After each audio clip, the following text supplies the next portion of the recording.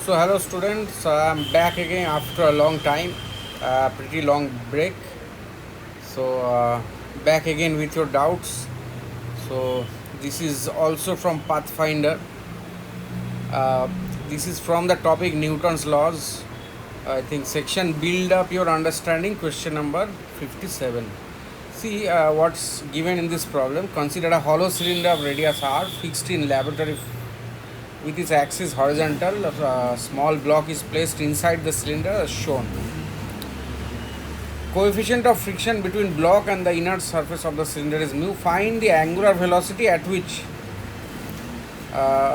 if the cylinder is rotated about the axis, the block does not slide. That means find the angular velocity at which the block does not slide.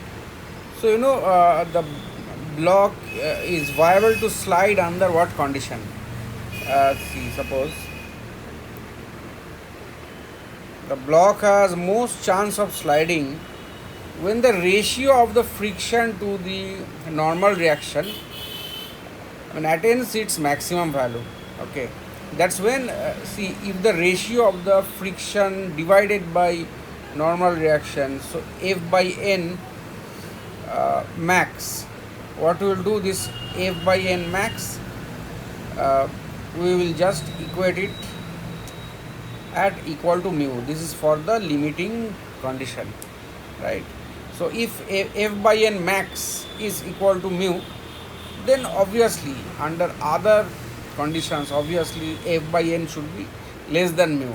That means it will not slide, right? So now what we will do is that we will consider a certain angle with the vertical theta and the block sliding, the block rotating along with this cylinder. So at this angle theta, so see this G is downward. So at this angle theta, we have to find out the ratio of friction by normal reaction, and what's our plan is that find out the ratio of F by N and differentiate it with respect to theta to 0, and then replace theta and find out F by N max, substitute it equal to mu. Okay, so let's go ahead with this calculation. So there you have mg, so mg cos theta, and that's equal to mg sin theta.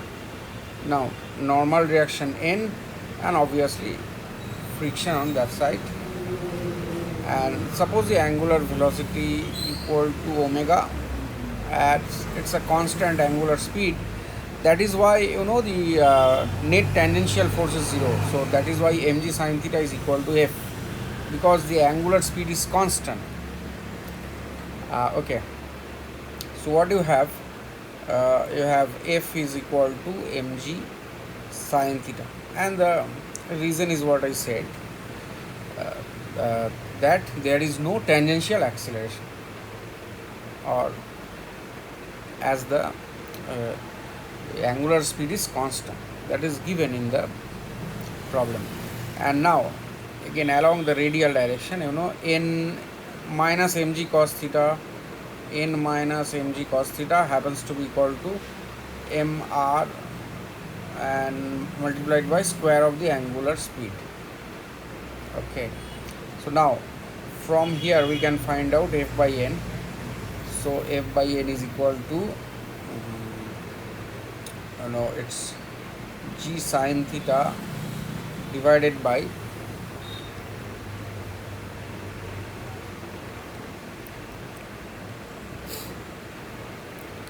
just a minute. So that's g sin theta divided by what you have, g cos theta plus r omega square. Now we have to equate it to 0. So f by n, so here that is f by n, so we have to equate we have to find out f by n max. So for maximum we can differentiate this ratio to 0 and find out theta accordingly. So that means if you differentiate it to 0, you get g cos theta plus r omega square multiplied by differentiate that, so g cos theta is equal to g sin theta times minus g sin theta. Yeah, so one g will cancel out here, so therefore you get g cos square theta plus sin square theta is equal to r omega square times cos theta. So therefore you get cos theta is g by r omega square. So now we can substitute this here. So therefore f by n max, which is equal to mu, then substitute this equal to g cos theta, means g sin theta, so root over 1 minus g square by r square omega to the power 4 divided by g cos theta, means g square by r omega, sorry, you get a minus sign there, right? You get a minus sign there, I missed that out, minus sign there, yeah. So plus r omega square, so implies that is equal to,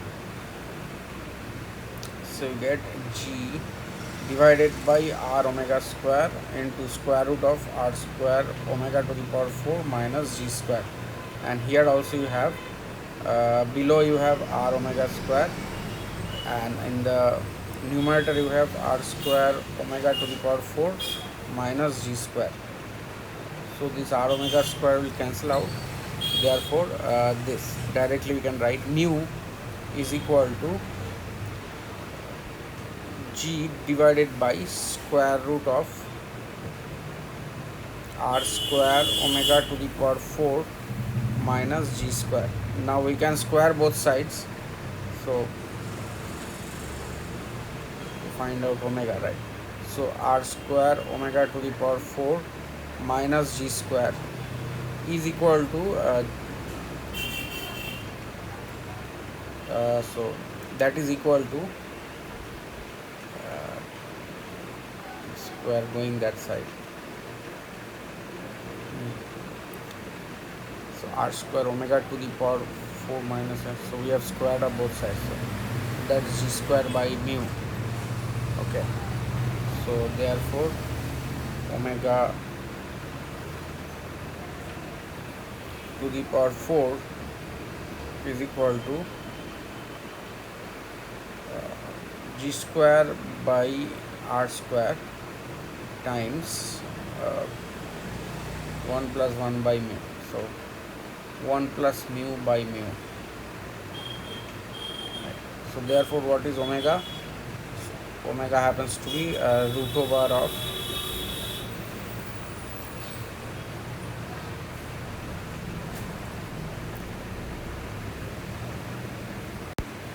so it's root over of